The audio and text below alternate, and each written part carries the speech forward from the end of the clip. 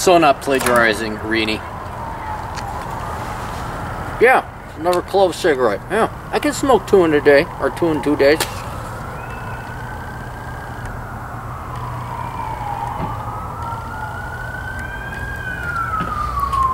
Alright, I've been getting a couple emails actually, which is, if they happen more than once in a row, obviously I hit on something. It's about whether or not men should learn ballroom dancing. And I'm sure most of you know I'm quite the accomplished ballroom dancer. I taught for about 14 years, and I'm one of the best in the state. And that's not an arrogance. There's a lot of great dancers in the state, and they're all the best. But there's a very vibrant community of ballroom dancers in the Twin Cities. So here's my couple takes on ballroom dancing, whether men should learn it. Yes, you boys should, because not only is it good physical discipline, it's going to serve you well in multiple regards. Now, I have to qualify this, though, because ballroom dancing will be one of 2 things. It's either going to be in a fad stage, like it was with swing dancing in the late 90s, or salsa dancing in the mid-2000s, or it's just going to be kind of this background noise where it's good to have that skill, but there's no fad going on. So, yeah, it's great. I mean, you will be top dog if you know how to swing or salsa and there's a fad going on. You are, you can't, I mean, you don't even have to try. You don't even have to have game. You don't even have to be charismatic. You just have to be able to know how to dance. The girls will throw themselves at you. But that's rare. That's going to be at max a 2-year period when there's a fad, and when the fad dies, it's gone. So if there is a desire on your part to learn ballroom dancing for the sake of it, absolutely, go ahead and do it. It's fun. It's good exercise. Some of my best friends I've ever met, male and female, have been for ballroom dancing. It's a great social venue, and it's better than, I love playing video games, don't get me wrong, but it's just a higher element of class if you know how to dance. I mean, think of the world's most interesting man. If you know how to tango,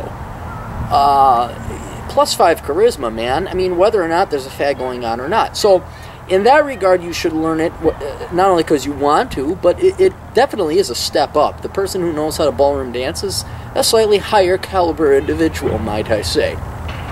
Now, that's if you like it for yourself. And if there's a fad going on, it's great, because when these fads occur, the women drop their shields. They want to go out and they want to dance. And there's no better way to learn how to ballroom dance than actually going and doing it. You can take all the classes in the world, but what I do with my students is I take them out to field trips where we actually go ballroom dancing. What's great is I get to write off my booze and my mileage to go out to places I go anyway, as long as my students show up. So it's pretty cool. But larger point being, when there is a fad and everyone wants to learn the Watusi or whatever it is, you don't have to worry about that. I'm asking this girl to dance. Is she going to think I'm hitting on her? That's gone. They know you're just there to ask her to dance. You just want to improve your skill. You just want to improve your dancing ability.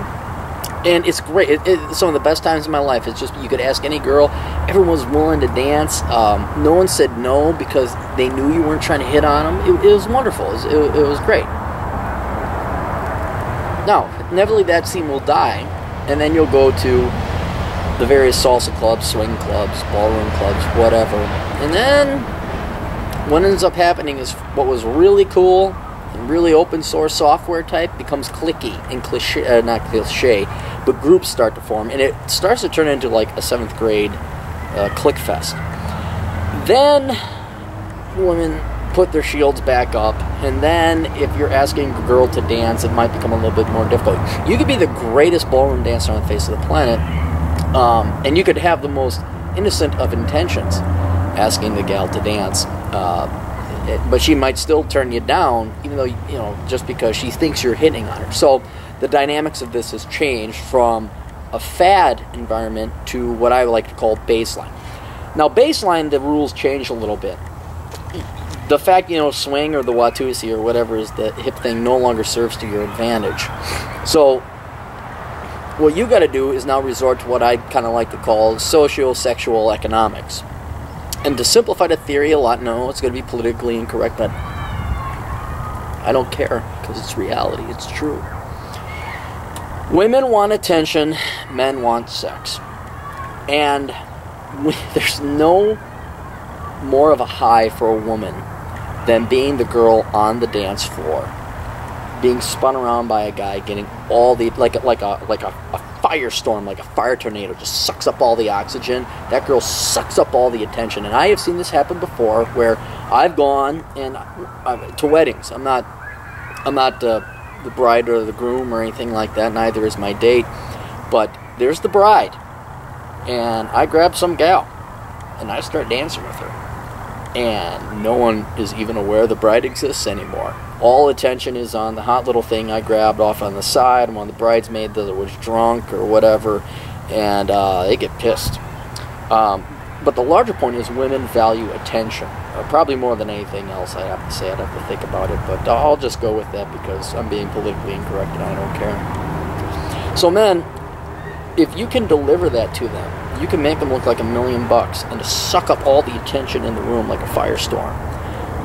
You got game. Now this requires that you have a ringer. I usually like to bring a ringer. And what a ringer is a gal who knows how to dance, because you walk into some joint, they don't know who you are. They can't visually determine whether you're a great ballroom dancer or a great salsa dancer. They don't know that. So you need to display that. So you have a ringer. You bring a buddy of yours of the female persuasion who knows how to salsa or swing or whatever. Then you go dance a couple. You demonstrate to all the girls out there that you definitely do know how to dance. And then they get jealous and they want to become that woman you're dancing with. And then it's cake after that. You start dancing with them and you say, hey, do you want to dance? No. And I have done experiments before where I've gone in cold and just start asking girls to dance at various dance clubs. You get your ass shot down like a German Messerschmitt in 1945 over Berlin. Just ain't pretty. But if you go in with a ringer, you dance a couple songs at first, make sure everybody sees you. It's easier. It's so much easier than that. Now, for the guys, this is where it becomes a different issue as well. Let's say you're not in a fad scene. You know how to dance. Here's the real reason why you want to learn to dance. Because fads will come and go. They won't be there permanently. That's not the background noise. That ain't the base level. The real reason you want to learn to dance is because it gives you an edge. It gives you currency, and that you can deliver what they want, attention. But what I see, and this is what you'll see on the dance scene, is what we call dance whores. Guys who just throw themselves at girls. They ain't got no game. They're not charming. They're not charismatic. They're not even physically attractive. Although some are okay, but they don't have any faith in themselves. They think the only way they're going to get female attention is if they just whore and pimp themselves out as dancers. When in reality, you should be doing the exact same thing. And this gets into the economics. You have what the women want. That is the ability to make them look like $1 million on that dance floor. Why are you going to sell it so cheap? Well, don't give it away for free. Don't give it away for free. Are you kidding? I mean, now, if women are there to learn to dance and it's a fad and everyone's having a good time, it's kind of like a commune or what's it called? Where everyone just works together. I forget. It's like grocery stores do this. Okay, fine, then it's a good thing. But when there ain't a fad, then everything goes back right to the basic laws of economic supply versus demand. You have the currency of attention. They want that. You are the supplier of attention. So don't just sell it at the cheapest price possible. Demand a price for it, right? Now, the way to get the highest price is you don't flood the market with it. You don't offer dances for free. And this is why, if I was ever back on the dating scene, what I would do, I wouldn't, you say, oh, well, you know how to dance. Well, you obviously would take a girl dancing on the first date. Hell no. You don't take a girl dancing on the first date. You go do the regular Applebee's crap and movie crap and whatever, and then you let it slip that you are an accomplished ballroom dancer. And they say, well, you didn't tell me, why don't we go? I say, it really isn't. Act like the kid who got sick and tired. The kid in the neighborhood who was the first to get the Xbox or the Nintendo. They played Mario Brothers to their heart's content and they got bored with it. You're like, ah! That's exactly what you want to be. You're like, I'm really not into it that much. You control, you limit the supply so the price goes up. And then you mete out, you reward. And this is, girls aren't going to like this, but you're going to date a lot of gals. And most of them are going to be a pain in the ass. I told you about the 301% and all that. That's not BS. That's true. You reward the 1% with dancing. You reward them with that. The girls that deserve to be the center of attention, you reward them with it. As for the 99.3% of the women otherwise, no. You just let them know that you know how to salsa dance. You let them know that you know how to swing dance. You let them know that you know how to tango. You don't actually take them tango dancing. That's a Scooby snack. That's a treat. If the girl qualifies and has her own job, isn't psychotic, isn't punching you. I mean, we could go on, but that's the whole point. So, men, when it comes to ballroom dancing, it really depends on the environment. If you got friends who are female, if you got a vibrant dance scene, absolutely. Go out and dance, have a good time, because then the women are going to be receptive and they're going to want to go and dance. I mean, you're not going to get your ass shot down.